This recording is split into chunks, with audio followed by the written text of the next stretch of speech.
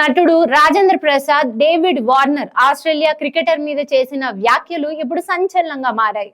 అవేంటో ఒకసారి మన దగ్గర వీడియో ఉంది, అవి చూసేయండి. డేవిడ్ వార్నర్ గారిని పట్టుకొచ్చారు. ఈ డేవిడ్ వార్నర్ నిన్ను అది కాదు క్రికెట్ ఆడవయారంటే ఆడతాడు. దొగ్గమ్మడాడు మామూలుడు కాదు నీడు. ఏ వార్నర్ బి వార్నింగ్. చూశారు కదా రాజేంద్ర ప్రసాద్ మాట్లాడిన ఈ మాటలు. ఏంటంటే నిన్న robin hood pre release event అయితే జరిగింది. మనకు తెలుసు కదా, నితిన్, శ్రీలీల హీరోయిన్లుగా వెంకీ కుడుముల డైరెక్షన్ లో ఈ సినిమా రూపుదిద్దుకుంది.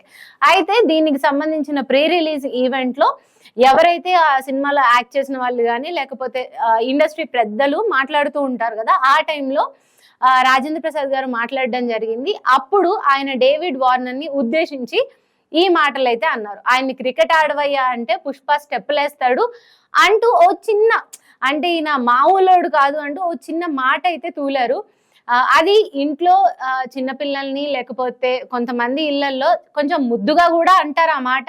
కాకపోతే ఏదైనా బయట ఉండాలి కానీ ఇలా స్టేజ్ మీద ఎక్కి, అది ఆ డేవిడ్ వార్నర్ ఆయన చిన్న ఆయన కాదు, ఆస్ట్రేలియాని రిప్రజెంట్ చేస్తూ క్రికెట్ ఆడే అతను. అంటే ఆ స్టేజ్ తెలుసు కదా మనకి. అలాంటి ఒక అతన్ని ఇలా మాట్లాడడం ఏదైతే ఉందో, ఈ అనుచిత వ్యాఖ్యల్ని ఇప్పుడు సోషల్ మీడియాలో ఫుల్ ట్రోల్ చేస్తున్నారు. అండ్ ఈ మాటలు అసలు మాట్లాడడం సమంజసంగా లేదు అని కూడా అంటున్నారు. ఇంతకు ముందు కూడా ఇలాంటి స్టేజ్ మీద ఎవరైనా ఆచితూచి మాట్లాడాలి కానీ ఎప్పుడైనా కొంచెం మాటలు స్లిప్ అయితే అవి ఎలాంటి ఒక ఇంపాక్ట్ ని క్రియేట్ చేశాయి అనేది మనం చూసాం. ఎవరైనా స్టేజ్ ఎక్కి రాజకీయాల గురించి మాట్లాడినా లేకపోతే సినిమాకి సంబంధించి లేకుండా ఎవరినన్నా డైరెక్ట్ గా టార్గెట్ చేసినట్టు మాట్లాడినా అలా ఆ టైంలో ఎలాంటి ఇంపాక్ట్స్ చూపించాయి అనేది అయితే మనందరికీ తెలుసు.